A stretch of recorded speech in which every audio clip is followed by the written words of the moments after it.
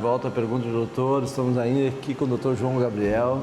E aí, como a gente ficou com um gostinho do último bloco que a gente fez, do último programa que a gente fez, sobre a questão da rotina do pronto-socorro, e ainda não está claro para a gente o que é a classificação de risco hoje e o que é o acolhimento hoje. Nós temos na porta do pronto-socorro hoje, nós temos dois cuidados. O acolhimento e a classificação de risco. E eu queria perguntar depois a terceira pergunta, quando a gente tem as salas de cores diferenciadas. E eu já vou para a quarta, deixar você falar bastante, peguei o fone, tem um pouquinho de água aqui, é saber como é as especialidades e os serviços que dão suporte ao pronto-socorro. Tá, bastante pergunta, vamos por partes. Primeiro, a grande diferença de classificação de risco e acolhimento. Na verdade, as duas são bem próximas, mas tem a classificação de risco, né? Então, todo paciente que dá entrada no pronto-socorro, isso está na legislação, ele precisa ser classificado, seja no protocolo de Manchester, seja no protocolo do Ministério da Saúde, são os dois principais, em relação a cores, né? E o que isso quer dizer? Dependendo da sua patologia, da sua queixa, ele vai ser classificado numa cor e tem um tempo de espera estimado. Não é que você tem que ter não é que aquele paciente tem que ficar esperando aquele tempo. Então, quando ele é classificado azul, ele tem de 3 a 6 horas para ser atendido, né, pelo médico. Quando ele é classificado como verde, ele tem até 3 horas para ser avaliado pelo médico. E quando ele tem classificado como amarelo, ele tem até 30 minutos para ser atendido. E vermelho precisa do atendimento imediato. É algo que, se a gente não agir rápido, o paciente pode evoluir para... Mas por que criar essa ABNT das cores na classificação de risco? Por conta que o médico está em conformidade com o risco. Ele tem que dar primeiramente assistência, mesmo que você chegue primeiro, para quem tem risco iminente de morte. É isso, doutor? Exatamente. Então, assim, diferente de você ir no banco, você ir no aeroporto, que você tem as prioridades, vamos dizer assim, né, que são garantidas por lei, no pronto-socorro a prioridade é sempre o que está mais grave. Então, independente da idade, sexo, cor, o paciente que está mais grave, ele vai ser atendido primeiro. Para isso, a gente precisa dessa triagem, vamos dizer assim. É uma classificação para conseguir triar que aqueles que estão mais graves, que têm um risco maior de vida, sejam atendidos primeiros do que aquele que muitas vezes não precisaria nem estar num pronto-socorro, poderia estar numa unidade básica ou num consultório.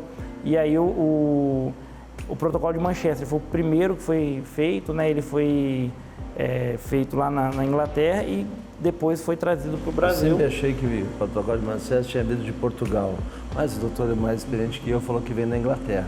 Mas eu gostaria de perguntar uma coisa bem importante e deixar você, que está nos assistindo, muito consciente. Quando você vem para uma atividade de pronto-socorro, de urgência e emergência, onde você tem profissionais e todo o aparato de uma instituição hospitalar para lhe dar suporte, por isso que às vezes você procura um atendimento já resolutivo, como o Hospital Auxiliadora ele é muito resolutivo, você tem que ter a consciência de que se você não tiver uma situação de urgência e emergência, você pode estar prejudicando esse profissional médico de estar buscando o atendimento daqueles mais graves. Então, o que eu quero dizer com isso? É uma coisa que a gente precisa falar para a sociedade, que a sociedade precisa saber os sintomas realmente de urgência e de emergência. Tem muitos casos que nos procuram na urgência e na emergência e que são casos que tiram a oportunidade de realmente estar focado nas urgências e emergências de pacientes que hoje têm risco iminente de morte. Isso. Conforme a gente falou no programa anterior, nós temos um pronto-socorro que ele não é um pronto-socorro muito grande, não tem muitas salas, muitos leitos, mas é um pronto-socorro que para nós, a gente tem que pensar que também não é só para o município de Três Lagoas, né? A gente atende 9 municípios do Bolsão, somos uma sede de macro-região, então muitas vezes os pacientes ficam internados no pronto-socorro, então esses leitos nem sempre estão ali disponíveis para qualquer atendimento. Então a gente sempre precisa tentar priorizar esse atendimento de urgência. E para isso que o Ministério da Saúde criou a famosa RUI, que é a Rede de Urgência e Emergência.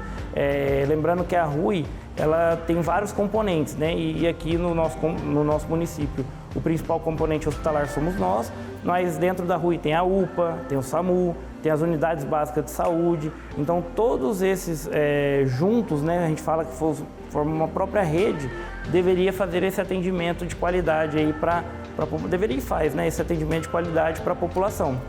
Muitas vezes o paciente sempre fala, né, mas eu não concordo com essa classificação porque eu estou com dor.